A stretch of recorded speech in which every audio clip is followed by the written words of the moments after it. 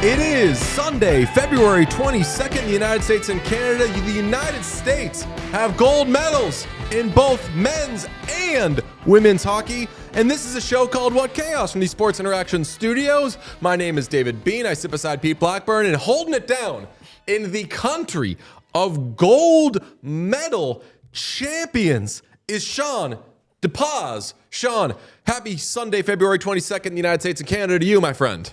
I don't give a shit what date it is in Canada. Oh my God. Perfect tournament. Men's, women's, 2 golds. USA, greatest hockey country in the world. Holy shit. Both in overtime. Oh, we're on. We're keeping an eye on what's going on medals wise. I think we're on Teddy Bear watch. Or I'm sorry. Tina watch. Tina watch. Teddy Stoat. Let watch. Stoats be women. I'm calling them Teddies. I apologize. I think the Stoat is a woman. I don't know. Is this Tina or Milo that's getting handed out? Tina is the Stoat. I don't know. Milo is the little one, I think. I thought they were both Stoat. I thought one was the Paralympics one and one was the Olympics one. I'll tell you what, looking at some of these Canadian faces, I think that they think that this ceremony is the wote. Look at McKinnon Celebrini. His face all fucked up. United States wins gold medal in men's hockey, 2-1 in overtime. Not as big an upset as the Miracle on Ice, although Canada, USSR, handshake. I'll be tweeting this after the show. Canada, USSR, handshake, won silver at the Olympics. Yeah. Like shooting fish in a barrel. For sure. This was a fucking upset, though. Today on the show, blah, blah, blah, it is USA wins gold. We're going to talk about that. We're going to have fun with people in the chat. Petey's going to join us. It's going to be absolutely amazing. Pete. Yes. We love this because this was improbable. This was difficult. This was literally amazing. Mm-hmm. Yeah, I mean, the narrative from the Canadian side of the border is going to be USA didn't deserve to win that game. They had 7 men on the ice. That's right. Well, yeah, that wanted more. Blatant miss, too many on the ice. We can admit that. We can concede that. We will awesome not concede. We will not concede the gold medal because I don't give a fuck what it looks like. I don't give a fuck that they survived for the last 40 plus minutes. Do not care. The biggest advantage that the United States brought into this tournament was goaltending. Connor Hellebuyck over Jordan Binnington. You can talk about the big game gene all you want. Who has it now? It's Connor Hellebuyck. Erase the narrative. The goaltending advantage showed up in this game. Connor Hellebuyck was amazing. United States survived, and they won the game. They scored more goals. They scored the overtime winner. They had a game breaker come through. Jack Hughes, legend forever. I don't care that they survived this game. I don't care that they were the worst team in this game. When you're talking about the United States moving in the right direction in terms of closing the gap on U.S. and Canada and talking about the rivalry between the U.S. and Canada for hockey, you just need to start winning. And it doesn't matter what it looks like. You just need to beat Canada in some of these gold medal games and some of these final games. And they did it. They did it. It doesn't matter what it looked like. We won gold. That's it. Perfectly put. You're not just going to wake up one day and be better than Canada. And I think that everybody wants to say that way. We all want to talk a big game and say that it's USA's time and everything. It's definitely USA's time on the women's side for sure because their roster was clearly better than Canada's. On the men's side, Canada did come in with a better roster. This wouldn't be cool if it was easy. Like, USA got outplayed in this game pretty severely. At one point, I looked up at the shots on goal and was like, where are these 17 shots coming from? And then Tage got on the ice and pumped like 18 more on there, but Canada fucking took it to them once they went down 1-0. And you tweeted it, Sean. This was never going to be a 1-0 win. This was going to be difficult. Shout out USA though, for as much as I would say Canada like really did show their medal. Connor McDavid, Merchant, Nathan McKinnon, I think should be very upset. You noted Connor Hellebuyck. The goaltending was great. Goalie's best friend, not the post, although it was for Jordan Binnington. Goalie's best friend was the side of the net because Nathan McKinnon can't even put the puck on net. He's such a Connor McDavid merchant. But USA, to their credit, like they killed off a 5-on-3 against Canada, against Connor McDavid, Nathan McKinnon, Macklin Celebrini, Cale Makar, Sam Reinhart. Like they did some shit that no one can do. I mean, so this was hard-earned. A lot of talk about the best power play unit of all time on Canada's side heading into this tournament. And, like, arguably, it is the best of all time with the talent on paper. But on paper, United States had a perfect penalty kill the entire tournament and killed off a 5-on-3, extended 5-on-3, minute and a half in the gold medal game. I have a lot of concerns or questions about the way that Mike Sullivan deployed his lineup through this tournament. I have a lot of questions about the choices that Bill Guerin made for this roster. Yep. But perfect penalty kill and a lot of ice time given to the guys that were controversial from Bill Guerin. They bent, they didn't break. And they did a really good job. I'll give my flowers to Vincent Trocheck, who was really good in the dot, played pretty well defensively. You can say whatever you want. I really wish that they had Cole Caulfield heading into that 3-on-3, but I'll give up my flowers. They won gold with that roster, and it was pretty big in the final game.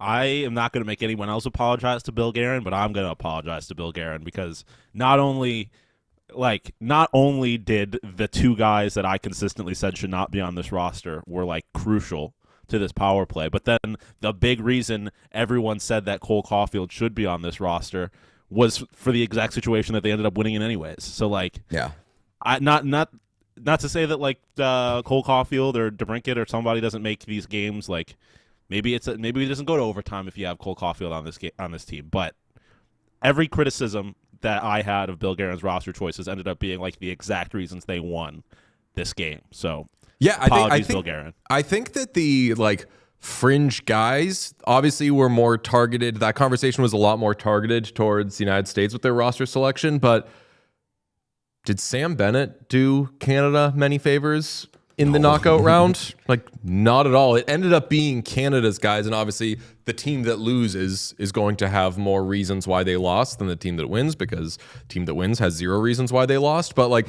roster selection with those fringe guys like did not really hurt the United States. Maybe you could say maybe they wouldn't have gone to overtime. Maybe Cole Caulfield would have scored a goal in the first or second period, and that would have been that, or maybe iced it in the third. But realistically, like Bill Guerin, your thing worked. Yeah. You fucking beat Canada, so good job. Yeah, and like a lot of people were saying that this roster was built to beat one team, and it was Canada, and they beat Canada the one time that they played them. So credit to Bill Guerin. Ultimately, I have more issues, I think, with the deployment of the players than the players themselves. The gold medal game through after the second intermission, I wanted to rip my eyeballs out with the fact that they were not playing Tage Thompson, Jack Hughes, and Dylan Larkin more, because those have been 3 of their better players for the entirety of the tournament.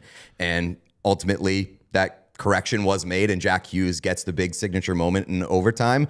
So no complaints. I'm a happy man. Well, that's where like when Eddie Olczyk was saying like you know what, Canada's really taking it to the USA in 5-on-5. They should just want to get to overtime, see what happens. I was like, the fuck they should. You want to go to overtime against Nathan McKinnon, Connor McDavid, and Cale Makar? That's going to end in fucking 5 seconds. The 3 Canadian players on the ice when Jack Hughes scores the goal too. Exactly. That is an unbelievable twist. No, but the point I was going to make was 3-on-3 does make you put Jack Hughes on the ice.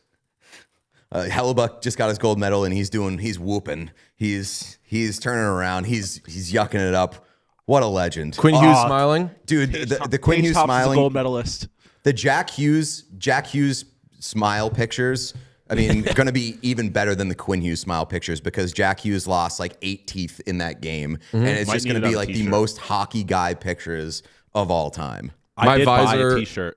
What's that? I bought a t-shirt of the game winner from the women's gold medal match with Thompson laying on the ice.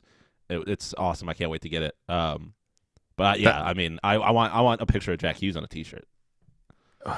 Yeah. Unbelievable. But getting back to that, like the deployment of the forwards, was a little sus. I kind of understood to a degree. Like you play your top lines. It's like the Grady Little Pedro Martinez thing. Like even if the guy didn't get you there, he's your guy. So you roll with your guys. But I was waiting for them to move Matthew Tkachuk off that top line, and they eventually did it. Matthew Tkachuk in this game and in this tournament was leaving a lot to be desired. We'll talk about, like, Petey's going to come on, and I'm sure that we'll talk about the lack of shooting and the passing up chances in the first period. There were so many moments from, I don't want to harp on Matthew Tkachuk, but like there are some of those like moments where you think you're built for this. This is your time, and you're not really getting it, and you question where's it going to come from.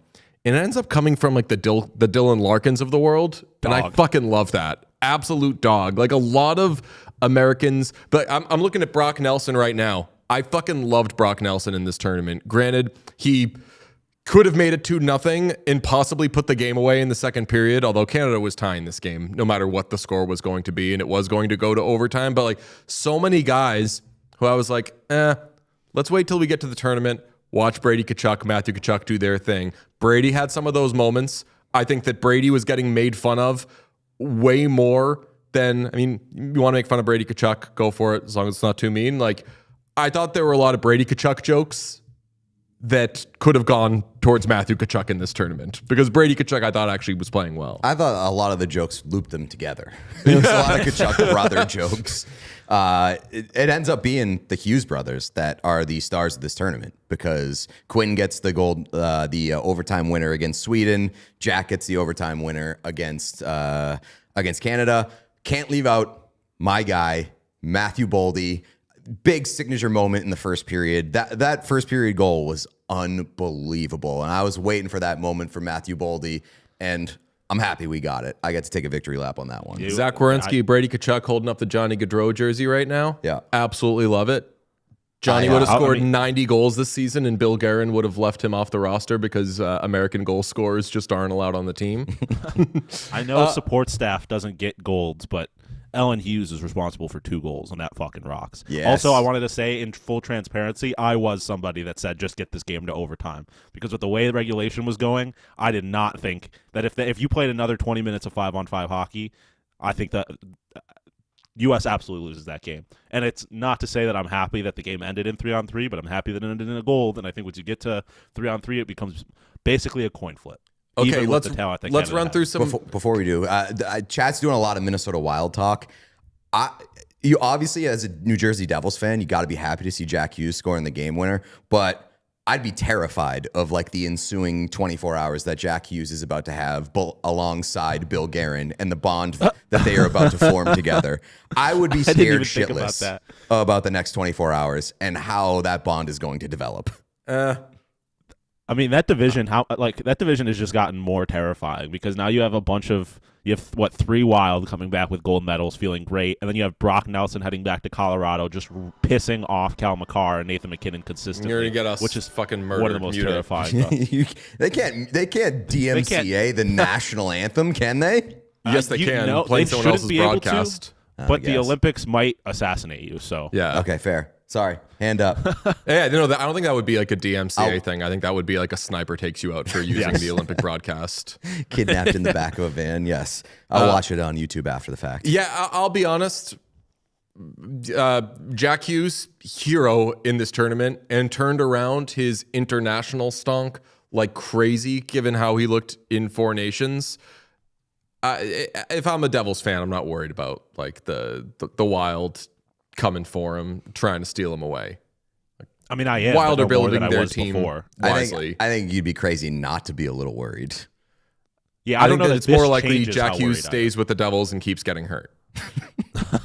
That makes him feel so he much can get better. Hurt anywhere.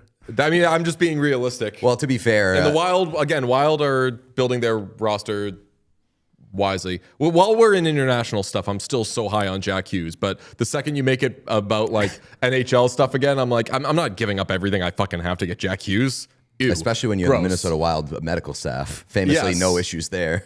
Exactly. But that's again, you're in a vacuum, yes, but in a this means we keep Quinn Hughes.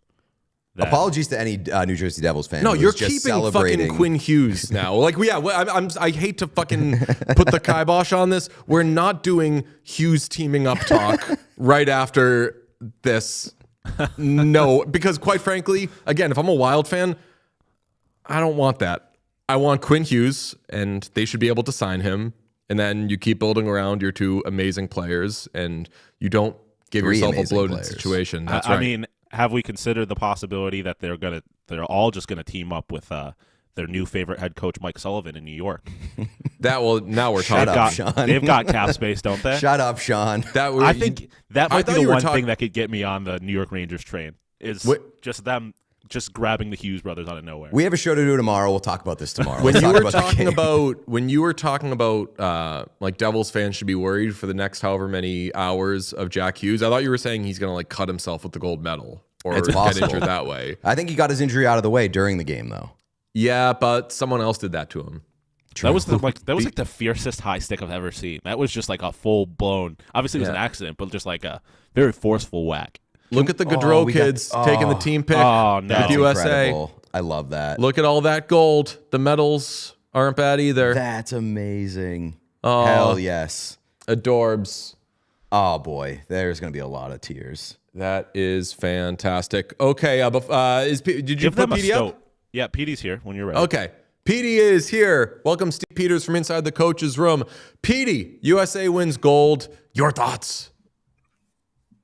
Just like they drew it up, right? Like honestly, like this, Connor Hellebuyck. For any questions about him and his ability to win a big game, I think have now been erased. I think for Nations, you looked at one or two you'd like to have back. You've seen him in the playoffs.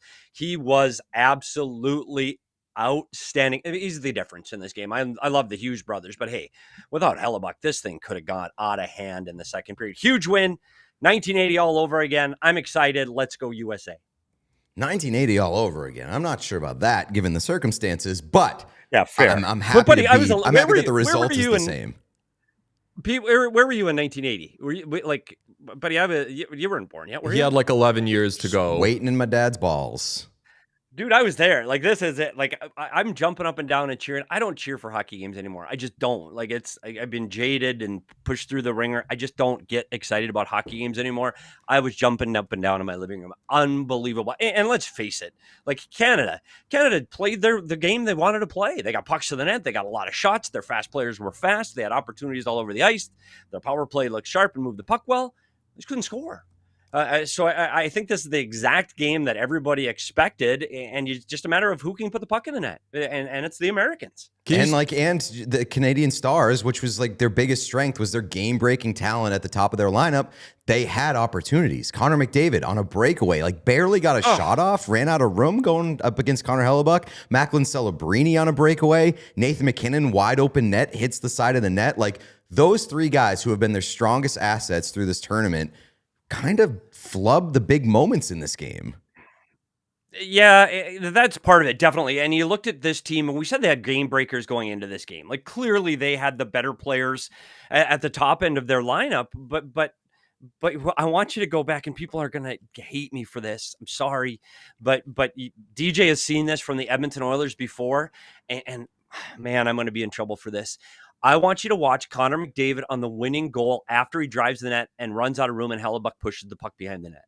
Connor McDavid goes behind the net and he goes right to Zach Werenski, side by each, next to each other. Who's faster between Connor McDavid and Zach Werenski? Well, it's not close. Like Connor McDavid, fastest player in the world, side by each, below the circle, and Werenski wins the race up the ice because Connor McDavid just stops. I think Connor McDavid is expecting McCarr to push that puck ahead and have a 2-on-0.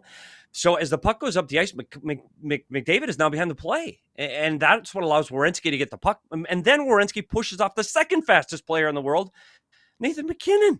Pushes him off the puck. How does Werenski win that race? McKinnon should have won that race and threw the puck up ice, but he doesn't.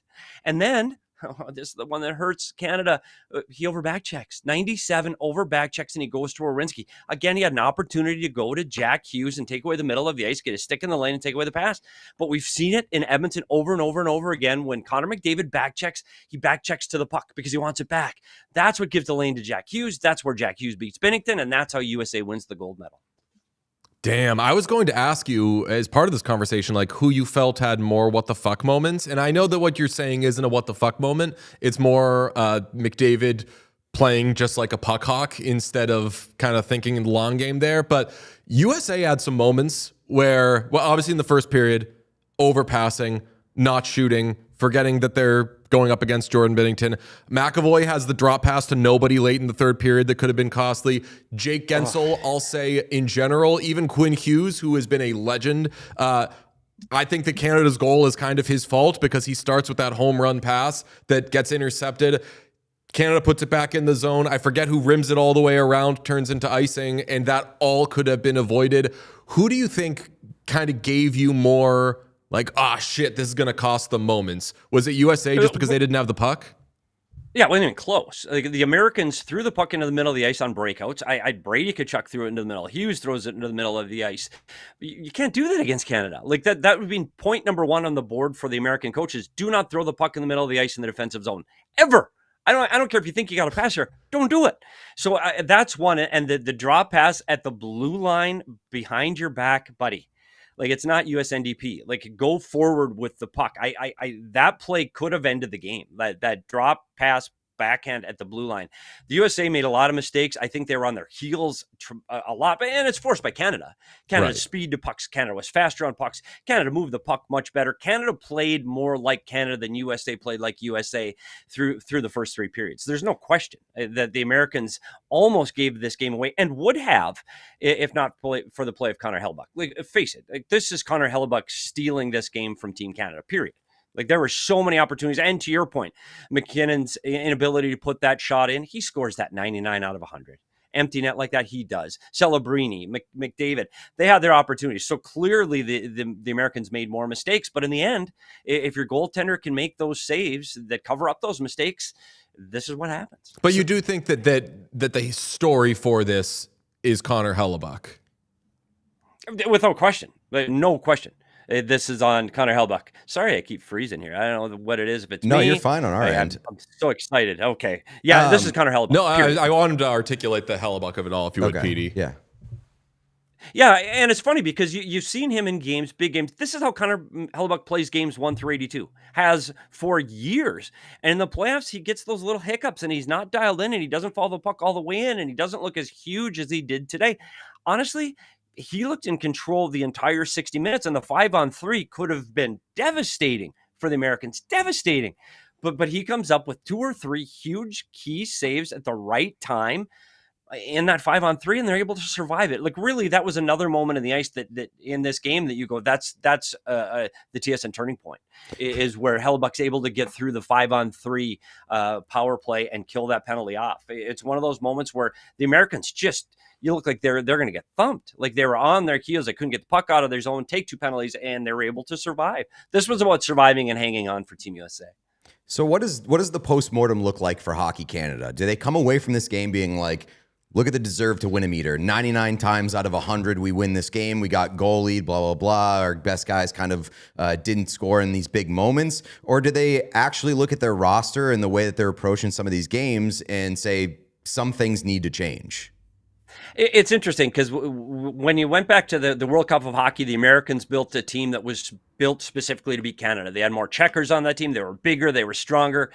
And Canada just skated by them, blew the doors off them in the World Cup, and USA doesn't even make it to the final round. So I think this build for USA, I think they put a bottom 6 together. I think you put out Tkachuk and Miller, and even Larkin had the ability to play on a bottom 6. Canada didn't build their team that way. Canada was, and we're going to roll 4 lines offensively. Not saying that with Tom Wilson in the lineup, they didn't have an element of physicality, but I don't know what else Canada can do. Let's be honest, like, their ability to control the play, they had the puck in the zone consistently.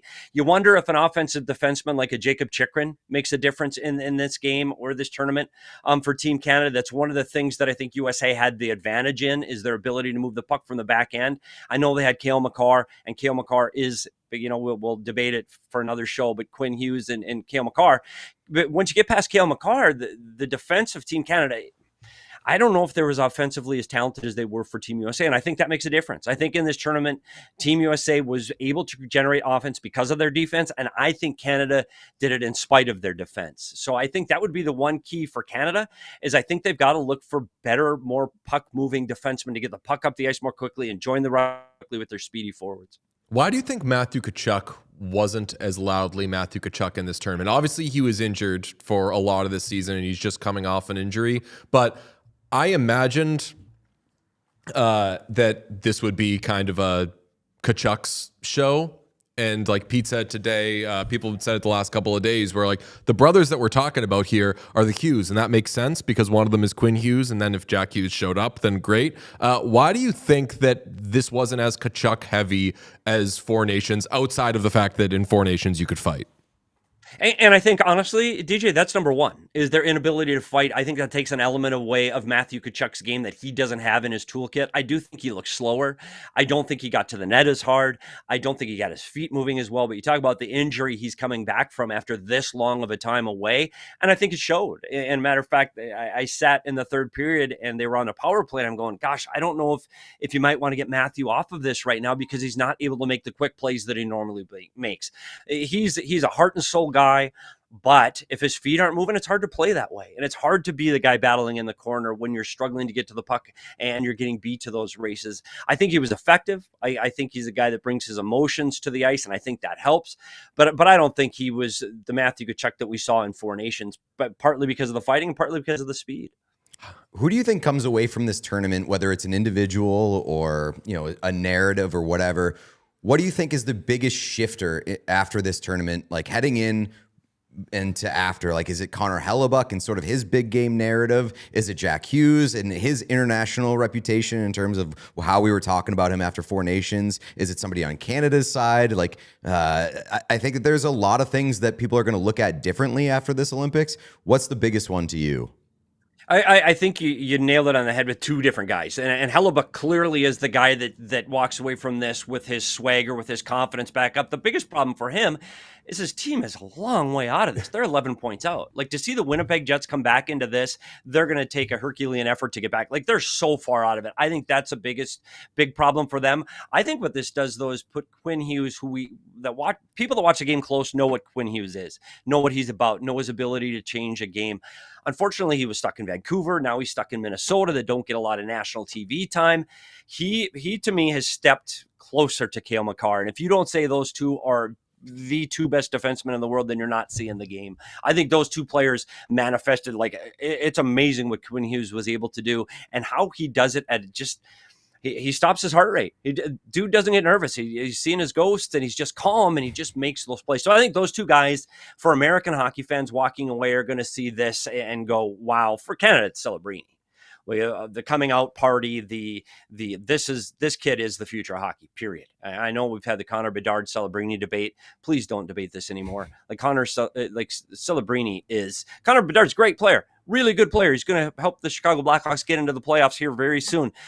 But Mackin Celebrini is just different. He's just different. He is the next McDavid and Crosby and Gretzky. He is. It's an amazing performance in the Olympics. Yeah, Celebrini has gone from just like a fun kid to watch in San Jose and like, wow, look at what he's doing, elevating the team to like, no, this is straight up one of the best like 5 players in the world. And that was evidenced by Canada running him out there every other shift with McKinnon and McDavid in the semifinal. Like, that confirms that he can hold his own against literally anybody in the world and is one of the best players. Another guy that I'll throw into the mix too is Dylan Larkin, because Dylan Larkin, we haven't really gotten to see him on a playoff stage, but both this tournament and Four Nations, I thought Dylan Larkin was awesome. DJ called him a dog earlier in the show. I think that after watching the past few international tournaments, it's a disservice to the entire National Hockey League that the Red Wings haven't put in Dylan Larkin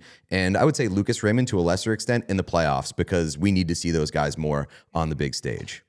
Yeah, when you look at who's the leadership for this Team USA, and I know there are a lot of questions when Austin Matthews wears the C. I think Austin Matthews has the ability to score, and his offensive talents are there, and he's scored more goal than any Toronto Maple Leaf in history. But Dylan Larkin was the emotional leader for this team, the way he played. Sticks in lanes, blocking shots. He gave every time he hops over the boards, his motor was going, whether it's offensively or defensively. And I think he represents what that spirit is for Team USA. And I know Canadians hate to hear this about the pride of Americans and the way the Americans play for their country.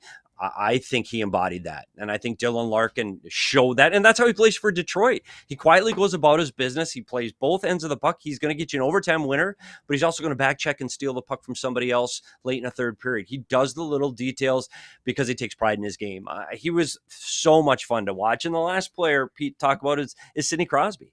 And his inability to bring what Dylan Larkin brings to Team USA is what Sidney Crosby brings to Team Canada, and he wasn't there. So does that make a difference? Well, yeah. I mean, he's Captain Canada, and not having him on the bench or on the ice, or in the locker room. I think that really hurt Canada. I'm sure he was in the locker room before and during intermissions, but his will to do things the right way, man, you miss him on the bench. Someone in the chat asked, or they declared it, I'm turning it into a question. They asked if John Cooper got outcoached in this game, and my answer is going to be John Cooper did what I would have done, so that means that he probably was outcoached. Like, he broke up the McDavid, Celebrini, and McKinnon line at the start of the second period until they tied it.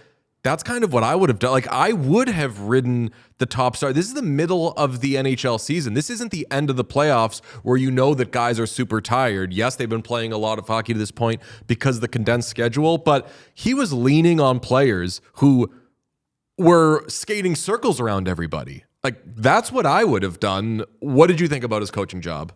Yeah, and I think as this tournament wore on, I said something about that 13th forward on both teams. I said they're sliding him in. It jumbles the lines up, and you're seeing players like McDavid getting 17, 18 minutes through the first 4 or 5 games for Canada. You knew that was going to change, and you knew he was going to be getting 22, 23, 24, and he does. He puts up the kind of minutes he does in regular season. He plays 24 minutes. Hey, when you're coaching these players on either side of the ice, dude, it's just throw guys over the boards. Like, I don't think he was out coached at all. Like, with the amount of shots they had on and scoring chances they had, to say they were out coached, I'd be running McDavid, McKinnon, and Celebrini and Makar as much as I possibly could. I mean, it's worked for the Edmonton Oilers, getting him to the Stanley Cup Finals 2 straight years. Throw over 97. Throw over 97. If I'm coaching Canada, throw over 97. I was surprised, though. In overtime, now you've got him out there a lot. He's going again and again. He went first shift, he starts, then they get to break, then he goes out right away again. And I said at that point, if this goes any longer, this group for Canada is going to get tired out. And this is a 20-minute 3-on-3. And like I said, you look at McDavid and McKinnon, both losing foot races in that overtime goal. Does it matter? I don't know. Like, you think Makar pokes that away from Jack Hughes on the other end of the ice. It's a 2-on-0 on Hellebuyck, and who knows how this ends. That's how close these two teams are. That's how close this game was. It came down to inches, and USA is able to pull it off. We got 1 at Four Nations for Canada, 1 at the Olympics for the United States. We're getting best on best every 2 years for the foreseeable future. If we get this matchup a handful more times, who do you have more confidence winning more, given the trajectory of the two programs? It's funny. I think you always have to, as an American, you always go watch out for those Canadians, because you know they're just lying in the weeds and they're going to pop out and jump you at any moment. It's hard to go against Canada, but this gives a big boost for American hockey. And I think the performances of individual players, but I said if USA is going to win, they're going to have to win as a group of 20. And I think they did that today. I think they did it together. It wasn't one player carrying the load and carrying the mail. It was everybody. And I think that's how USA has to continue to play. McDavid, McKinnon, Celebrini are going to rule the hockey world for years to come. So I think Canada is still the bigger threat head to head versus Team USA for the next few years. But what's going to happen is this win is going to get new kids playing in the United States, and it's going to get hockey guys coming up through this system. And wait, this is going to get a whole big burst of red, white, and blue for years to come. So I'm pretty excited to see the future of these two programs. Yeah, and Sid going to be gone, but like... Allegedly. Well, at some point. Allegedly, but but Celebrini's going to be 2 years older or 4 years older, yes. And Celebrini they'll find a goalie. Is this Sid's last Olympics? Like, I'm sadly it is. But goaltending, tough. Goaltending's a big deal. Is Binnington your guy? Is Binnington your guy for the next one? He stinks, bro. Yeah, as an American, throw him out there. It's hard. It's hard. I can't say that he stinks. I really like. No, you can't say he stinks. He had the huge save on Quinn Hughes to start that overtime period. Like, Quinn Hughes should have been. But even that, Quinn Hughes scores there 9 times out of 10. Like, Quinn Hughes gets that higher, and he just barely got an amazing. He was able to do it. I thought Binnington was fine. I'm kidding. Yeah, I had no problem with him in this game at all. I had a problem with the fact that Tkachuk, after passing up a good opportunity, was like, I'm going to throw it at him from basically behind the net so I can register a shot on goal. But other than that, I didn't care about Jordan Binnington in this game. I do have one comment though, and I want to know how you guys feel about this. Now that tournament is over and it's been decided, and Jack Hughes gets the game-winning goal, where are we at with Tate McRae? I've kind of quiet quit Tate McRae. I hate to say, I've stopped keeping up with it all. I mean, I've been keeping up with it. I don't have strong feelings. I do think that she got herself in a bit of hot water ahead of the Olympics with how much she was aligning herself with Team USA on these NBC Peacock commercials. But now she chose the right side of history. So we'll see if she's American after this whole thing is said and done. Someone in the chat says she's the queen of new Britney-style pop. Her music is not Britney style. Her thing is very like Britney Spears. It's dancing and it's singing and all that, but these are shitty songs being written by like fucking Ryan Tedder. These are not Max Martin classics. So let's end the comparisons there. She's a singer? Yeah, the songs aren't very good, but whatever. Teach I thought their she was own. just a personality. Yeah, she's a great wearing dancer. An 86. Yeah. She's got the 86 sweater rocking right now in Italy. Telling you right now. Oh my God. If she is photographed at any point in time wearing the Jack Hughes USA sweater or photographed with Jack Hughes, period, after scoring the game-winning goal to bury Canada in the gold medal game of the Olympics, that is the ultimate traitor behavior. You just got to excuse yourself from all of these celebratory moments, even if you are the significant other. It's just, you got to pride the country. Them's the rules. Yep. All right, Pete. Well, I think you should start that here on What Chaos. Yeah, you heard it here first on What Chaos. She's parading. No, she's I don't canceled if we see one photo. Canceled. No, Petey, you're the best. We've loved your. We've all been trying to skirt around the IOC rules where we can't post the videos of anything Olympic-wise. You've been doing it cooler than anybody. You've been busting out the old table hockey, and if people are watching and can see, it's amazing. You're moving the stuff around with your hands. You're still doing the telestrator.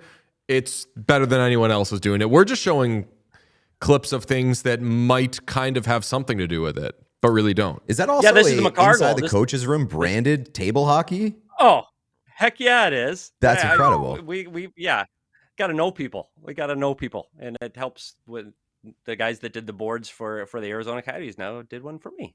That's amazing. That is this incredible. is this is where you got to go. So go to Twitter. I'll try to get these on YouTube too, because this is Canada's first goal, and it's Gensel. Gensel's got to go to the car, and he doesn't. He gets puck watching, and so go to S. Peters Hockey and check it out on Twitter. I got every goal of today's game plus a couple of highlights.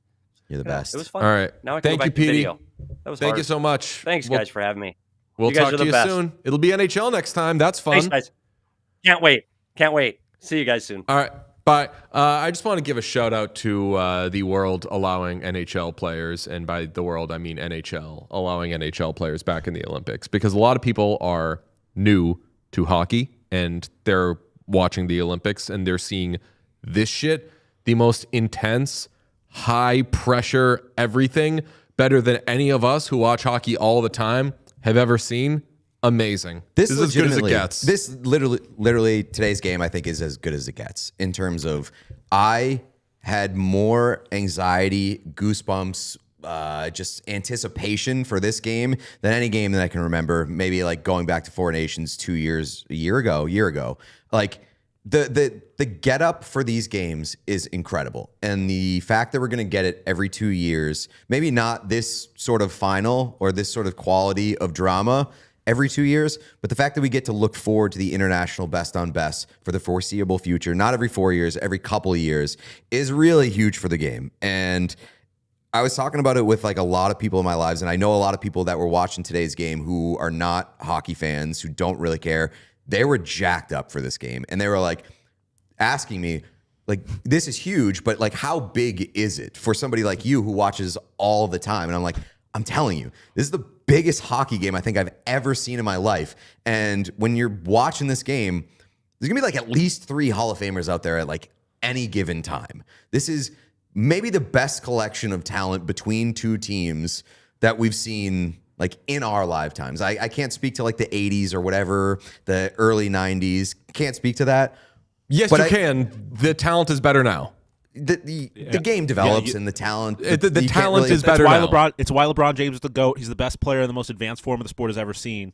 Like the sport, sports just get better. Right. It's not disrespect, and quite frankly, you're an idiot if you think that people in the 80s might have been able to do what players can do now. But that's it's not, just not what I'm saying. You have to compare it to like relative to the time, and like because in 15 years players might be different and better than the ones now. It's just you got to compare it to where you are in that moment, and in this moment, this is the best collection of talent I've ever seen in a hockey game, and the game was incredible, and I wanted to die for 60 minutes, and I'll remember this game like forever until the next one. People, someone in the chat said it's the most fun they've ever had in bed. Perfect way of putting it. Amazing. Everyone waking up and just popping it on. We have a Jack Hughes photo. Sean, that's classic. From Elsa of Getty Images. Just, I don't know who Elsa is. Just one namer, but I don't know. Some of the goats only go by one name. I think I might have to draw that in Photoshop if we want to use it legally, but hope everyone got a good glimpse.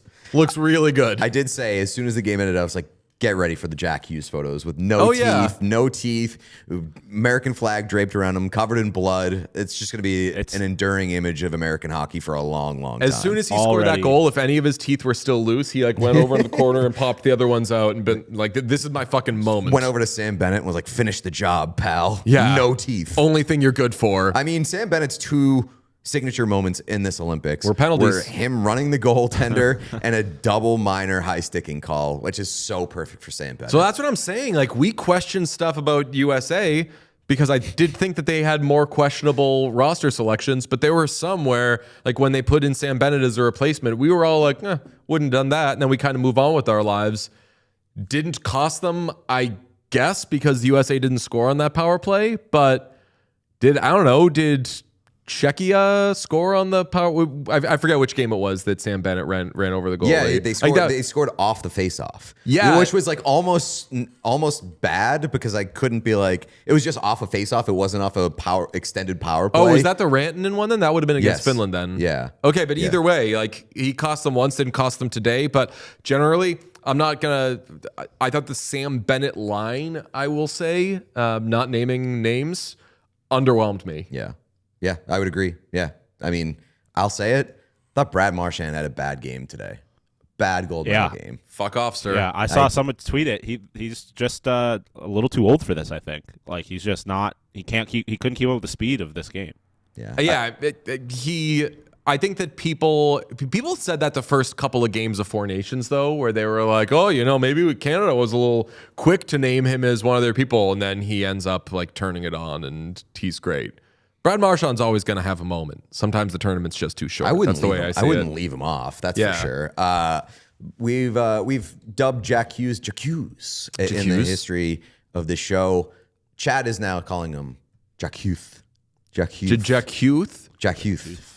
And I like that. Might carry that forward. He's going to be really busy tomorrow at 2:30. You know what I'm saying? Got that dentist appointment. Okay. 2:30. By the way, DJ's Germany jersey came in. Very disappointed in Sean and the chat. No one's saying shit. Look at your big ass head. Well, no one said shit, dude. No one said shit. I did notice it earlier, but you were in the middle of a conversation. Want to just grab it and do a little... I'll say... Wait, can we say right now, Sean, go to the normal shot?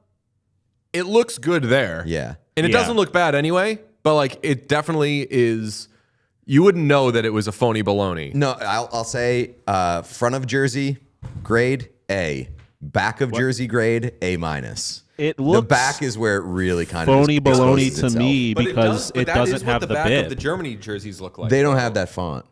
I think they do. They don't. Is it like more? It's more modern. Oh, okay. Well, and there's no Nike bib on the front.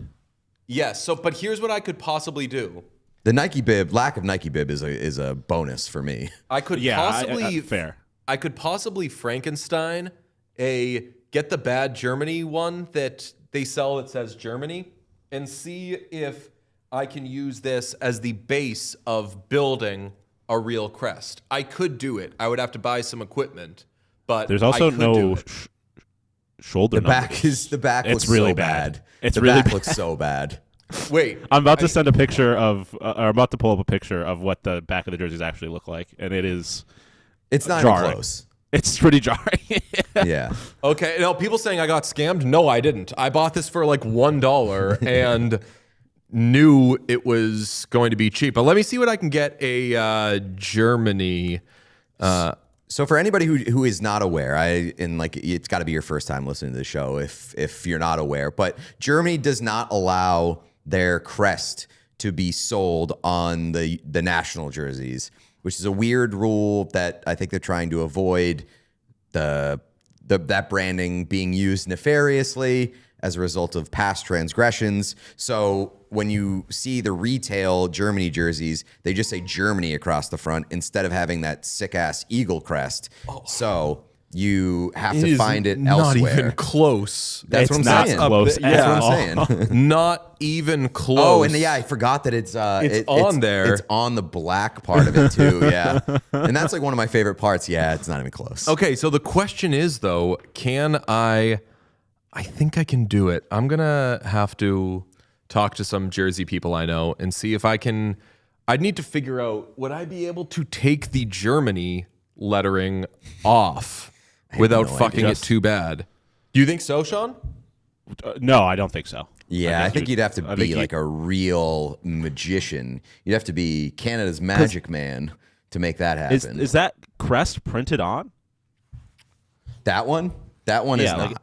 Well, yeah, it's printed on. Yeah. It's not sewn on. Detaching that would be difficult. No. So what I would do is I would probably not end up using any of that, but there are machines you can make to basically like print stuff. Like you put the material in and you have it. I would remake that and have it. Oh, so you're quote trying to unquote print cut, print that out, make a crest out of that, and then put it on there. But the thing is, I would need to remove the Germany part off the front, and that's where I think I run into Fucktville. I think that would be tough. Yeah, I did order though. I did order the stuff to start turning my Boston Fleet jersey into a gold medal champion Aaron Frankel Boston Fleet jersey. I don't know what I'm going to do with my Fleet jersey. I've been sitting on it for a little bit. I don't know if I'm going to leave it blank. I don't know if I'm going to go. Like I feel like I should go Megan Keller. Go Bilka. Who cares? Yeah, I mean, I could yeah, go you Bilka. could go Bilka. I could go Bilka, but it'd be kind of weird. Yeah. Like not currently on the team. I feel like I should go Megan Keller, captain, gold medal, hero. It feels like it makes sense. I can't wait to get my T-shirt. It's so sick. It's got Keller's signature on it and everything. I saw that one. I saw that. Yeah. It's awesome. Instagram I got ad Instagram added it got me immediately. I Yeah. had no hesitation. I bought it as soon as I saw it. Yeah. Someone in chat I almost bought said, an Alyssa Liu one too. Someone in chat said, "Oh man, he's going to learn how to sew." Too late. I've learned how to sew. I'm out here fixing bags. Have you learned how to sew, or are you learning how to sew? I have learned. I know how to sew. Okay. Cool. Yeah. Love that. I'm going to bring back my Islanders jersey and finally put Kyle Okposo on there. It's going to be amazing. Banger. That's going to turn into a sick jersey. Wait, didn't we talk about this? Did he wear that one? Yes, he did. I thought. Okay, See, I Chad feel knows like I'm fucking tired. They're saying DJ's out here buying crickets. Yeah, I'm going to buy a cricket. Yeah. Oh yeah. All right. What else we got? I think we got a show tomorrow. I think got that's a show probably to do what it's tomorrow. going to be. How long have we been going, Sean? Like an hour? We've been 50 minutes. 50 minutes. Okay. I want to shout out this one Canucks fan who has been commenting through it just the whole time, saying that America Keep going. sucks. Keep Just going. Like, feed me. Feed me Yeah, more. that's what I'm going to live off of. That's going to be Yeah, my man, life power for the next, I don't know, maybe 4 years. I'm going to soak up every bit of crying and tears and complaining and copium. Yes. It is going to fuel me. And like I could have shut off the internet and lived high as a kite for the next 24 to 48 hours after this victory. But if I just need a little extra juice, just a little bit. I'm going to venture over. I might go watch the Canadian broadcast post game to see what the fuck went on over there and what kind of excuses and weeping is happening on that broadcast, because I bet it is fucking delicious.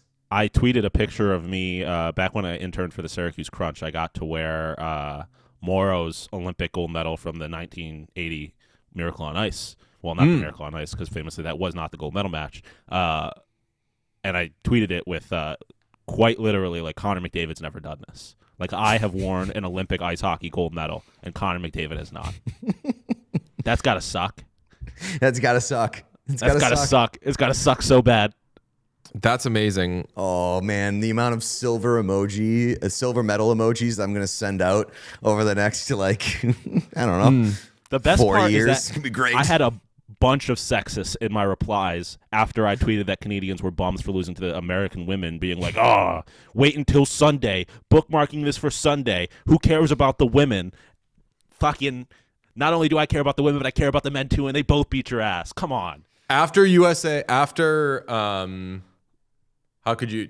After USA won gold, you should have quoted it with like "Canadian women could never," just to see what people would say back to that, and just be like, They also got silver. They're like USSR men. Nothing is wrong here. Okay, I'm allowed to say that. Confusing the hell out of people. What do you think that Nathan McKinnon is going to do with his Tina plushie? I think he's already thrown it in the trash. Yeah, that the thing question is is, what is he already going to do with this silver medal? Because that also, he's not displaying that. Like, I wouldn't be surprised if he loses that at some point. Yeah, I'd be very, very curious to find out what I say Nathan McKinnon because I feel like he's going to have a really tough time sleeping for a while after missing that open net. But like I'm very curious to see what McKinnon and McDavid are going to do with their silver medals. I want to know what Crosby is going to do with his, because it's one thing if it's your only medal, but like he's not putting that next to his gold. You can't, right? Like you can't put those two things up there like they're equals, especially when I don't blame Sidney. I think Sidney Crosby obviously has to be quite hurt if he didn't play in this game, but I'm sure that doesn't matter to him. Like he probably feels shitty about the fact that he didn't play and now he's stuck with his silver. I think he's a hero for not playing. I mean, seriously, we're saying, yeah. Why? Because he's taking up somebody else's spot. Yeah, Granted, you don't can want have to be 13 Tkachuk forwards. in the final. You don't want to be Tkachuk in the final. Yeah, that's true. You can use 13 forwards. So he must have been like straight up dead. I am worried about Sidney Crosby based off the fact that he didn't play in this game. Yeah, that's kind of what I was saying. Very concerning. Somebody in the chat said that I've been really quiet about how McDavid did nothing in the Olympics.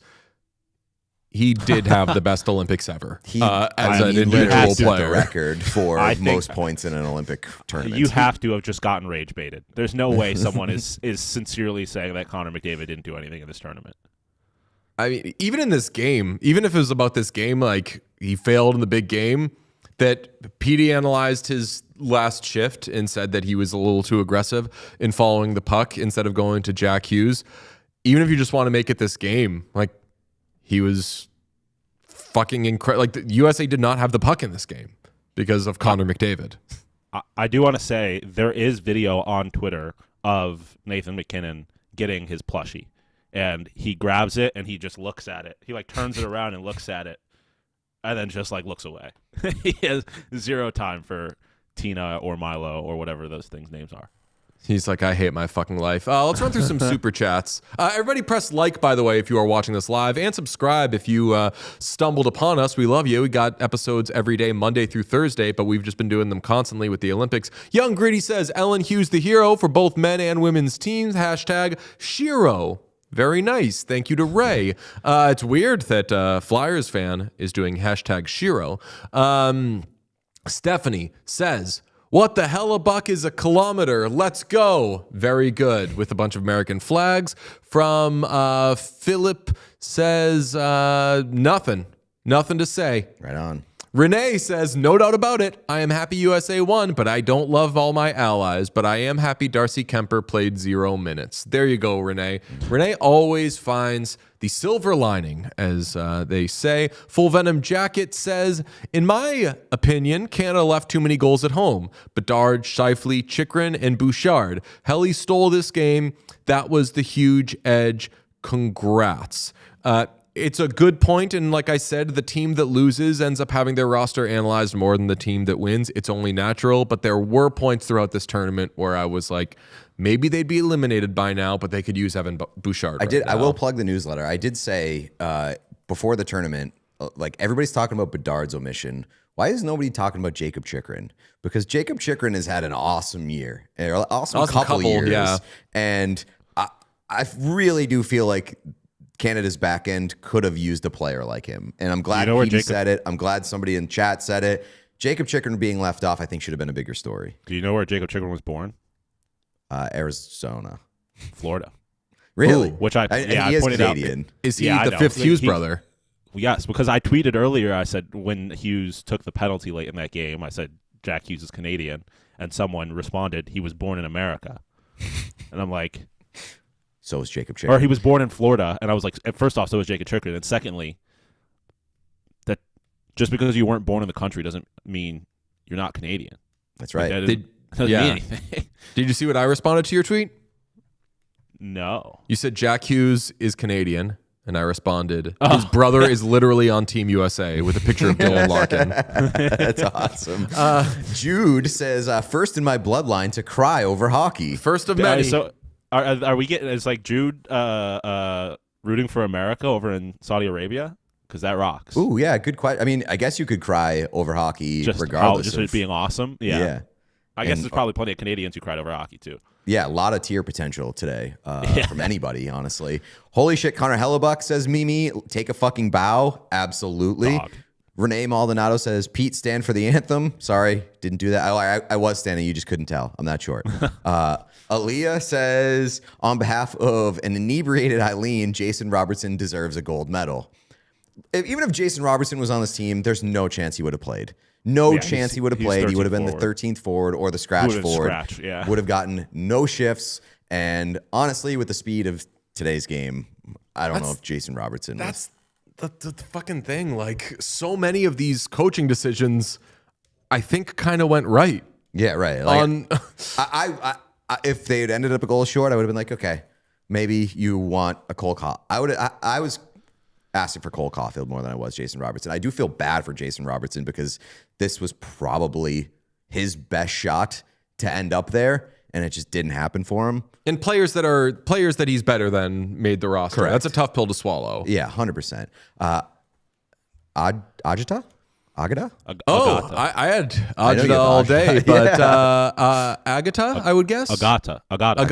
Oh, okay. I was afraid I won't be able to handle all the Eagles on the show today, but you are graceful winners. You deserve a Tina on your display. Listen, if a Tina if Nathan McKinnon wants to give us his Tina, I will take it. I tried to buy 2 Tinas at the request of Whatnot and friend of the show, Danny Quinn, sent me a link to buy Tinas and said, you need to buy one for Sean and Pete and give it to them when their teams are eliminated in the playoffs. So I started to order it.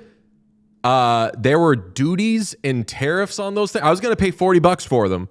And then they were going to be fucking $70. Oh my God. Can do it. If anybody's coming back from Milan and is bringing Chris a Tina with buy Tinas. I take back my super chat. No Tina for Pete. Sorry, apologies.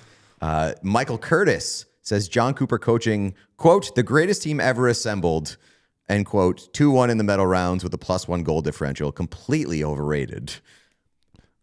Michael taps into a level of hatred that I can't even find in myself. I don't know if I'm blaming John Cooper. Like, the reason why Canada won the semifinal game was because John Cooper was like, all right, we've got 3 of the best players in the world. I'm going to play them every other shift. And it just ended up Finland could not deal with that. And then that was the difference. So John Cooper coached his way to the gold medal game, I would say. I don't know how much blame I'm putting at the feet of John Cooper. Stacey Faye writes, Sunday episodes and USA Gold heals my soul. Hell yes. Leonardo writes, how about that 51st state? USA, baby. We are so back. Don't endorse, but shout out, go We're USA. not doing that. Yeah. 51st state is when we finally get Puerto Rico statehood. That's I was right. going to say, 51st state happened when I was in like 5th grade. Shout out to Puerto Rico. It's Tessa for Sunday gold medal bonus chaos. Hell yeah. Steph says, thanks for the extra Olympic content. You are welcome. It is not an extra. It is just, this is a passion project. It is It has required. not felt extra at gotta all. do it. If we weren't doing shows, we weren't doing the job. Wazoo says, how does the NHL capitalize on this momentum? By taking Monday and Tuesday off. We were talking about this. You were a little surprised that they're taking until Wednesday. I was like, Wednesday seems like a bit of a rush job. I think, or it's just about right. I would say just about right. Definitely not a rush, but 2 days without hockey after this, I feel like we all need the come down. I don't know how much the momentum carries over. Here's the thing. You can try to replicate what's going on right now, but I know every team in the league that is trying to replicate, let's just have our roster have Quinn Hughes and Connor Hellebuyck, or let's just have our roster have Macklin Celebrini, Connor McDavid, and Nathan McKinnon. The games are not going to be as good. Yeah. The competition is not going to be as good, but watching the NHL is like, you know how 2020 is actually not the best vision you can have? I believe that's the 40-40. Right? Is that right? No, I don't know. There's a vision better than 2020, but 2020 is like considered like quote unquote perfect vision. The NHL is 2020 vision. It's more than you will ever need. It is way better than anything we could have ever expected to watch in our lifetimes. This is just like fucking stupid how much, how crazy it is. So you've been lucky to have a great meal every meal. Not that some teams you watch kind of stink, but like it's like you're getting the best cooking. You are being fed, and then for a couple of weeks they made up new food that was just on another level. Still be happy that we get to eat good all the time. Yeah, Happy Meals. Like it's McDonald's. It's not fine I was dining, just but gonna say that. You're gonna enjoy it, and it's gonna be good. Like some nights you might feel like shit, but that's just the way that it is. I really do think the way that the NHL capitalizes on this is you promote the player, the individual players that competed in the Olympics that outside fans may recognize from having watched in these couple of games during the tournament. Like you want to. I wouldn't recommend watching a Devils game this season, but if you want to say like gold medal winning Jack Hughes playing tonight on ESPN, that might get some people to be like, and then they watch your Devils and they're like, okay, I'll tune in for the Olympics. Like this Jesper Bratt guy. No, or they'll watch it and they'll be like, I don't think Jack Hughes is that good. So I do think that like you look at a TJ Oshie and how much he's been able to ride the glory of the Olympics years and years ago. I was crazy about the shootout thing. I thought it was the coolest thing I'd ever seen in hockey. The media stuff, even better. So yeah. So like players will like earn a living off of some of the stuff that happened over the course of this tournament. I mean, Jack Hughes is a legend forever now. That's how the NHL capitalizes. But Jack Hughes is actually awesome. And TJ Oshie was actually like a really good player who was in the Olympics when NHL players went. So not to say that either of those guys are Mike Eruzione. It would have been so funny if like Brock Nelson or JT Miller scored the overtime game-winning goal. I would have loved it. My respect for Brock Nelson has gone up JT Miller fucking crazy since he got to Colorado. But what I'm saying is that like after the TJ Oshie thing in Sochi, like the three players that people could name who weren't hockey fans were like Sidney Crosby, Alex Ovechkin, and TJ Oshie. And it was like, one of these guys does not belong. Good player, but riding the high of a big moment at the Olympics. So that's why I think like JT Miller would have been funny being thrown into like, yeah, this Macklin Celebrini and Connor McDavid guy are good. What about JT Miller? He rocks, right? Especially if JT Miller goes back to New York and just like is a loaf, like is just like not trying, like we've seen him in clips, or is just like a locker room cancer again somehow. Like that would be awesome if he was just an American hero and ruined the New York Rangers in the process. Yeah, it couldn't have been JT Miller. You get a really good player scoring the gold medal winning goal. So shout out to Jack Hughes. You're a legend forever, pal. That rocks. We have another super chat that just came in that says, I'll just say it. It's so nails that the biggest moment of his life, Jack Hughes has his teeth broken out. Hughes haters get wrecked. I don't think that Quinn Hughes has any haters. Canucks fans? I've seen Canucks fans really kind of reversing course on a lot of the things that they've said about Quinn Hughes. Those are people who are going through it, lovers. Though. Yeah, they're spurned lovers. It's understandable. But Jack Hughes has haters. Jack Hughes absolutely has haters. If Jack Hughes has no haters, then some of us are dead. Like multiple haters on this podcast like a couple months ago. Oh, I mean, rest in peace to Mike Felger's brain. I know that Mike Felger is not a Jack Hughes guy, thinks that person is a waste of talent, absolute dud.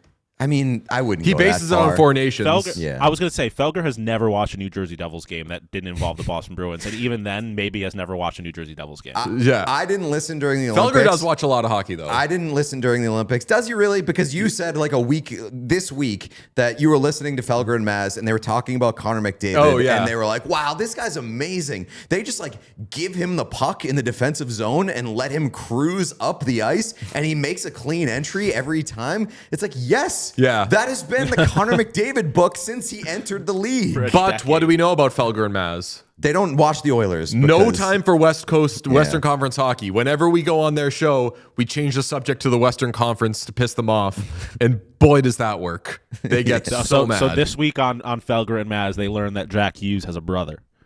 Oh. Yes. Yeah. No. Felger is a Quinn Hughes guy. Okay, He was a that's Quinn good, Hughes at guy when the After tournament the started. Yeah. Or after the tournament started, which is like you don't get to. I won't gatekeep. You can have Quinn Hughes. I hope everybody appreciates. I don't Quinn know Hughes and why. how great he is. I'm but a Mike Felger shooter, which means I shoot for Mike Felger. I feel like if people Mike Felger's age will hear that and be like, "Oh, am I in trouble here?" No. A shooter means someone who defends you. Young Gritty says, "Get that 51st state nonsense out of here." Agree. I will endorse that one. Girthy Bettman says, "Canada would have won if they had Ryan Lomberg on the roster. He for sure would have talked shit. No Burden doubt of about proof. that." We haven't seen it. Leighton says, "Hellebuyck was the MVP, no doubt. Go Bolts." Yeah. The Tampa Bay Lightning have entered the chat. Love that. Love that. I'm a Lightning guy. Compound David says, "Jack Hughes dentist must use gold caps." That'd be so tough. Full That'd be so gold tough. grill. His that'd first be game so back tough. with the Devils. Absolutely. That'd be incredible. Leonardo DiCaprio says, "Loving USA for owning Canada in hockey. 51st state joke too far. Got it. Can't own Canada too much. Just a little bit for day in a gold Good game." behavior. That is good. Followed it up. Drop more Own up money to your to mistake. say Hell yeah. to apologize. Right on. Mimi says, "Shout out to our Captain America, Hillary Knight." Right on. Nathan McKinnon's heart candidacy. "How does this affect me?" Poorly. Nice. Pretty poorly, I would say. Poorly. Jack Hughes has that shit on lock. Quinn Hughes going to be the second player in NHL history after Joe Thornton to win the Hart in a season in which he played for two teams. People use the "couldn't have happened to a worse guy" or "couldn't have happened to a better guy" in terms of like mocking somebody. Truly, I feel like this moment for Nathan McKinnon could not have happened to a better guy. Like, I love Nathan McKinnon, and I absolutely hate that he is going to be like the poster child of how Canada let this one get away. That is such a fucking bummer because Nathan McKinnon is the best. He rocks. He's an incredible guy, incredible player. What are you making a face for? He's only good because he plays with Connor McDavid. Shut the fuck up. He was a Bad proven bit, bad Connor bit, McDavid bad bit. merchant. Bad bit. Good I bit. hate this bit. Good And bit. Colorado Avalanche fans are going to not be shooters endearing, shooters derogatory. Well, I'm saying if you can say it about Leon Draisaitl the first time who someone says it the about first Leon? Avalanche fans, the first chance someone gets Not to in use it good against faith. you, they'll take it. Not in good faith. He's a McDavid merchant, aren't we all sometimes? Sean, can we throw up super chat exclusives? We got. This is the only. This is the. Oh wait, no, there was a couple more. I think this that one right here. might have been. Yeah, oh, this okay. is the most updated. Stephanie says, "One round of applause for the United States of America." I do like that. Not bad. Partisan, Canada snubbing Fraser Minton is why they lost. Big fan of that narrative for sure. Connor says, "I'm just happy Austin's happy if Canada can't win." That's pretty good behavior from a Canadian, I suppose. Yeah. It's Austin Matthews' only shot at glory in a big game. I did see them taking that team photo and the stars and stripes were waving and they weren't alone. Oh, his hair? Yeah. That shit was friendly with how much it was waving. The Eagle's not the only thing that's bald, brother. Yes, exactly. I would say, what do you think about Austin Matthews, the tournament that he had? Because I saw some people like being on both sides of the fence. I thought Austin Matthews was really good in the Olympic good to tournament. very good. I did not love the not shooting the puck when he had plenty of space, and I don't care what the lane looked like. I don't care what the net looked like. If you got the puck in front of Jordan Binnington, like 2 feet away, shoot it, brother. Yeah. Shoot it. You I had feel almost 70 goals a couple years ago. But I will say, Austin Matthews absolutely proved throughout the course of this tournament that even if he's not scoring a ton of goals, even if he's not an offensive demon, great defensive player and a good playmaker. I thought he was really good. More super chats from Shearer. Watched Miracle a few days ago. Now I witnessed one. An absolute beautiful moment after with Gaudreau family and kids. The team picture with the kids definitely didn't have no one with tears. Very good. Puck follower says, Keller, 39 seconds of gold. Yeah, the only player, the only forward to play less than Tage Thompson in regulation was Clayton Keller. And Tage Thompson led the United States in shots on goal through regulation. Dude, he's such a dog. He's a dog. It's absolutely great. Shout out PD. We're going to do a little video catching people up on what's different about the NHL now that it returns. And PD did take one of my lines that I had written, which is Connor Hellebuyck proved that he's a big game player and he's ready for the playoffs. Check standings. That sucks. That does suck. That does really suck. He's fucking ready. I mean, at least he's not Kyle Connor, who got scratched for this game and now has to go back to the Winnipeg Jets. Both gold medalists, though. Apparently, Devil's Admin has posted a picture of the Hughes brothers featuring A Quinn Hughes photo has hit the Devil's Admin feed. Wow.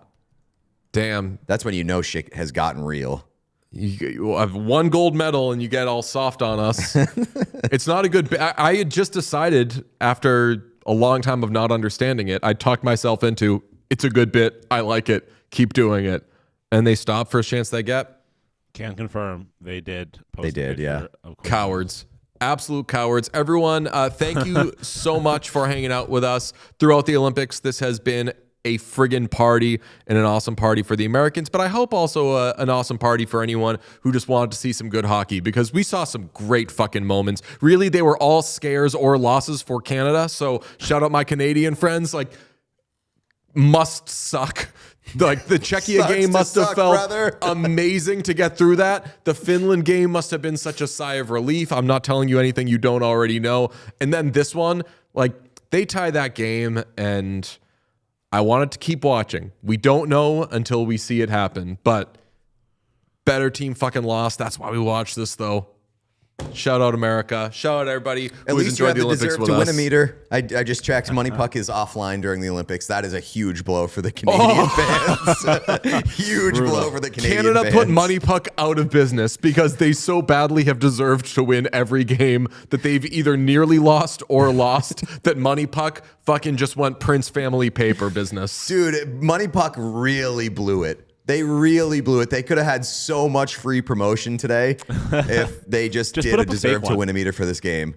Like, put up a they fake just one. got to do Give a Canada mock-up and put it out there. 99.9%. I don't care. It could be 100%. Canada deserved to win. I'd believe anything. It won't bother me.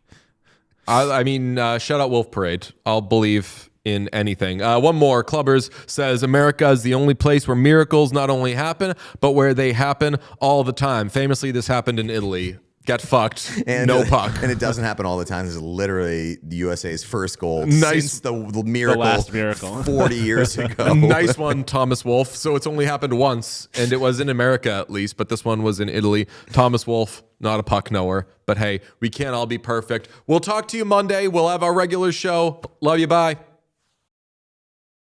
If you enjoyed this video, please subscribe to What Chaos here on YouTube. You will get everything, daily episodes, player interviews, and so much more. It's all here on the What Chaos YouTube. Hit subscribe.